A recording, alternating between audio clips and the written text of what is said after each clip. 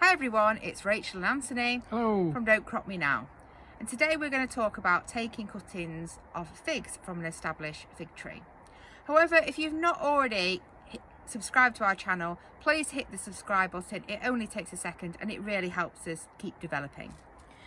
So here you can see we've taken the ends off any new growth off our fig tree. And these are really useful free material to take cuttings from. You may have seen on our channel about a year ago now, we did a similar process to this and we set a number of fig cuttings going in coconut coir, which we then potted up. And this is one of the fig cuttings from last year. They are slow burners. It does take quite a while to get a fig tree from a tiny cutting, but they're pretty expensive to buy from nurseries. So it's worth having a go at this. Today we're going to try a slightly lazier way of doing it. There was a little bit of faff involved. These were kept inside, they were wrapped in grafting tape, all sorts of things happened. We're going to try the lazy approach and hopefully this should have pretty good success. We can just leave it outside, and you can use a similar method to this when you're taking hardwood cuttings at this time of year of other fruit bushes like black currants and red currants. So we've got the end tips of the new growth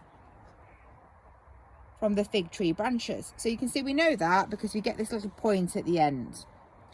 If you have any little figlets, small fig fruits that have formed, which you may have at this time of year, I've just pulled them off and there were a few on these fruiting nodules here.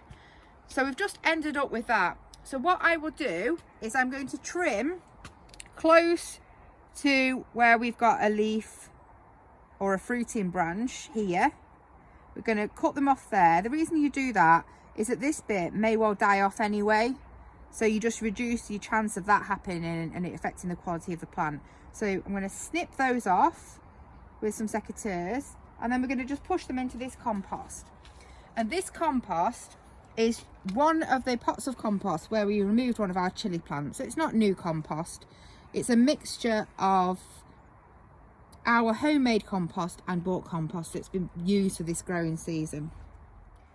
So as close as we can, I'm going to snip that off.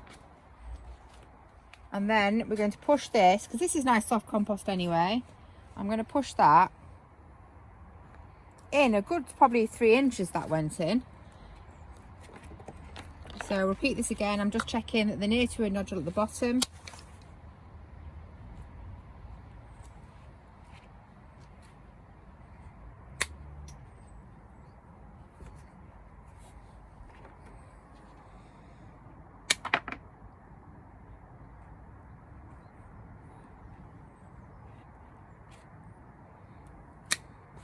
I'm sure the allotment purists would probably say that you should dib your hole and not push them in like this.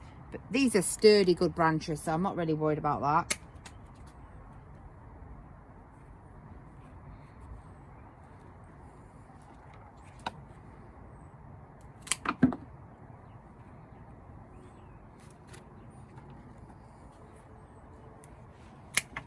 If you've seen our other video about how to take blueberry cuttings, this is pretty similar.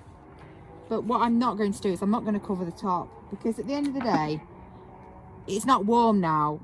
These plants are not going to lose lots of water from the top, and it's going to stay pretty humid and wet at this time of year.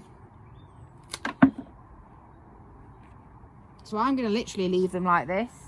And to be honest, you could do the same thing and just stick them in the ground underneath the actual tree.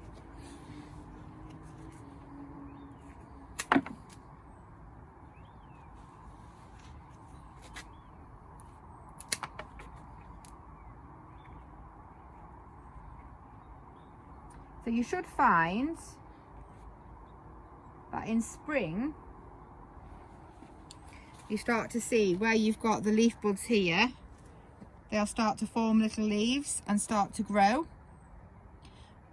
What you need to do is not do the mistake that I did last year, and it's to leave them for 2 seasons before you pot them on, really to give them time to have established roots and a good chance of growing as an individual plant. So what I will do is I'm going to water this because this is really dry because it's been in the greenhouse. So I'm going to water this and then I'm going to stick this underneath the fig tree and we are going to forget about this for at least 12 months and then I'll see what's happened. If you have liked the video today, please like, comment and subscribe. It only takes a minute, but it really helps our channel. Take care everyone. Bye. Bye.